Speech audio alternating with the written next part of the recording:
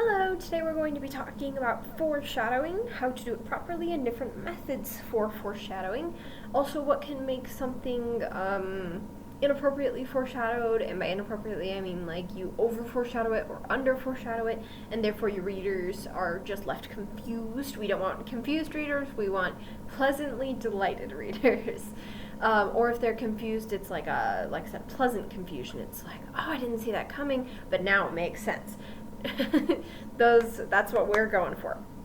I also want to reiterate the contest for 2024 of this summer is ending on July 31st. You have to turn it in before 8:45 p.m.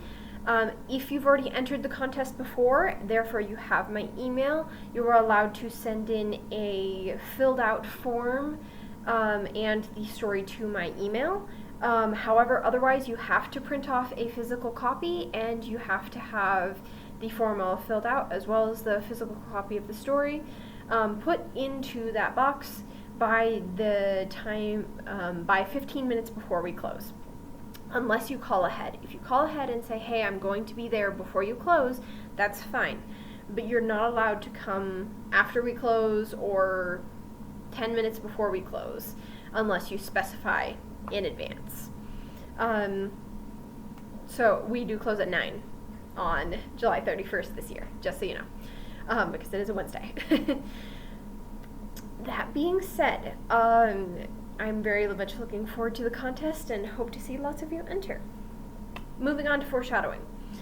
First one that we're going to talk about is a very popular one, but not always one that people talk about without just being like, oh yeah, Chekov's gun. Move on.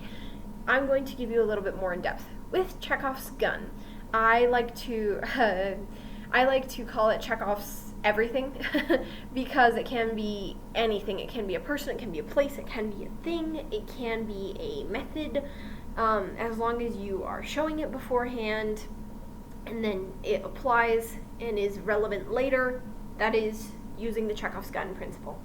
This principle is basically where Chekov, which was a very famous playwright, said that if you show a gun in Act 1, the gun should be used by Act 2. So, that way your reader's still familiar with it, and it's not foreign to them. If you don't have them use it till Act 3, we might have forgotten. We might have been like, okay, you mentioned the gun already, but we forgot that it existed, and now we're confused. And we have to go back and rewatch it or reread it, and we don't want that either. That's, again, another form of confusion. So, if you're going to use the Chekov's gun principle in order to foreshadow, where you show something in the first act or the second act, you have to make sure it's then used in the next act. Or, alternatively, if you show it in the first act and it isn't going to be used until the final act, you need to keep subtly bringing it up. This brings us to our next point. You need to foreshadow both bluntly and subtly. With foreshadowing bluntly and subtly, you got to make sure to do both. You can't just have all subtle foreshadowing because some people don't quite get the hint and then they're just confused. You also can't foreshadow just bluntly because then it'll be too obvious and then it's no longer interesting when we reach the point where just like, oh yeah, I saw that coming because they made it super obvious. You want a little bit of both. You want a few kind of like blunt strikes and you want a few little subtle nudges. You want more subtle than you do blunt. I would probably say for every 3 subtle foreshadows you do, you want 1 blunt foreshadow. So if you have like 9 subtle foreshadows, you're going to want 3 blunt foreshadows. And you want them spaced out. So that would be like throughout a book. If you foreshadow something 9 times throughout a book subtly, then you're going to want 3 blunt times as well. Just because then it's helping the reader to continue to be reminded of these facts. So when the facts are then used, or the weapons, or whatever they are then used, it helps us go, oh, yep, that's what we're looking for. Or alternatively, if it is meant to be a plot twist, we feel like, oh, of course, that makes sense. Like I said, we want our readers to hit the plot twist and go, oh, of course, that makes sense. We don't want them to go, wait, what? I'm confused. Explain it all again? That's not good. That makes us go, It leaves us with a bitter taste in our mouth and go, I don't know if I want to keep reading or read more books by this author alternatively. That makes us just kind of confused, and no one likes being confused because it makes people feel stupid, and people don't like feeling stupid. So make sure that with your plot twists you have a couple blunt foreshadows and a lot of subtle foreshadowing. With the plot twist, again, make sure it makes sense in that you are foreshadowing it in such a manner that we don't forget by the time we get there, or you're not hammering us over the head with the red herring. This is the next thing I want to talk about, red herrings. Red herrings are important, but if you have a million red herrings, we're going to lose trust in you as a reader. The reader's going to say, you have had so many red herrings, I give up on even trying to guess what the actual thing is. That's not good. You don't want to break your reader's trust. I would say have one or maybe two red herrings, depending on what it is. For example, a murder mystery show might have one that they go, hey, this is a red herring. Whereas if it's a big novel, you might have two red herrings, maybe even three, but any more than three, and your reader's going to start going, why am I trying to guess? Because you just keep throwing me for a loop. And it's just frustrating for the reader and ultimately not as enjoyable. So red herrings are acceptable, just don't have everything be a red herring. That's not okay. Also, you want to make sure that with the red herrings, you have it seem obvious to the reader, but you don't want to hit them over the head with it. If, for example, if there's a murder mystery and the person was dissolved in acid, the person who works with acid all the time is obvious, and who was, cheated on by this person, seems like the obvious suspect. Seems like it was clearly them. But if they're a red herring and they were mad at them but they didn't actually see them that day, or they have an alibi, that's good. But if you just keep being like, it's clearly them, it's clearly them, it's clearly them, it's clearly them, and then it's not at the end, then our readers are just going to be disappointed in some ways that it's not them.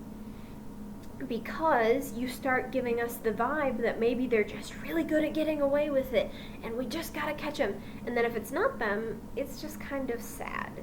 Our readers go, oh, well, it's a red herring? Why'd you hit it so hard? Why'd you make it seem so obvious? Unless they're being framed, in which case you need to hint at the fact that they are in fact being framed. If they are being framed, make sure you keep hinting, hey, they are being framed. Hey, they might be being framed. Hey, this person thinks they're being framed. Because if you don't keep hitting that note that they might be being framed, then you're going to get disappointment when it's ultimately not them. I actually had a show that did this, unfortunately, where they had this big bad guy they'd been trying to catch the whole series, and it seemed so obvious who it was because they just kept, like I said, nailing that red herring home, and so I just thought, ooh, he's just really good at not getting caught. Turns out it was someone that I did not expect and didn't even make sense. At that point, I got really sad and really disappointed in the show. So you gotta make sure that you show us the red herring, make it seem obvious, but you don't hammer it into your reader's point of view. The next thing that you want to be aware of is don't force a plot twist. This is when you have foreshadowed something the entire time to happen, but it just doesn't make sense plot-wise. For example, if you're like, I want to foreshadow that it is so-and-so, the little sweetheart who doesn't ever do anything wrong.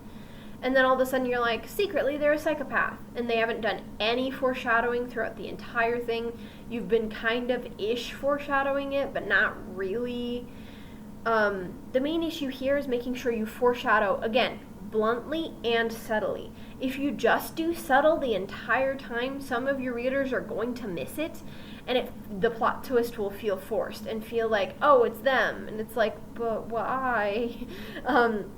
The other issue can be here is if you're forcing something into the novel that doesn't make sense logically.